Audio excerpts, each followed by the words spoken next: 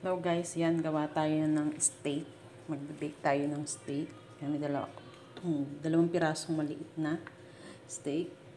Lagyan natin ng konting salt. Yan. Salt natin. Lagyan din natin ng konting pepper. Yan. Hindi natin siya. Tapos yan.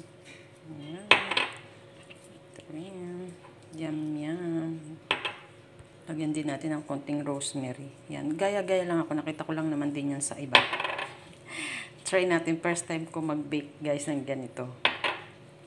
Try natin kung magsasucess tayo. Yan. Lagyan natin ng konti. Yung baking pan natin, lagyan natin ng foil para hindi na ako masyadong magkakalat. Yan. Lagyan natin dito yung ating steak. Yan.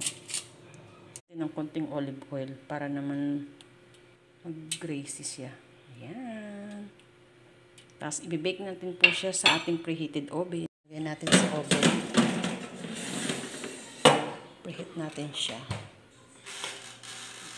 Lagay ko sa 20 minutes. Lagyan natin siya ng bawang. Nakalimutan ko guys maglagay ng bawang para bawang. And then, ng butter para mas masarap. Gaya-gaya lang. Ito ng ating steak. Ayan.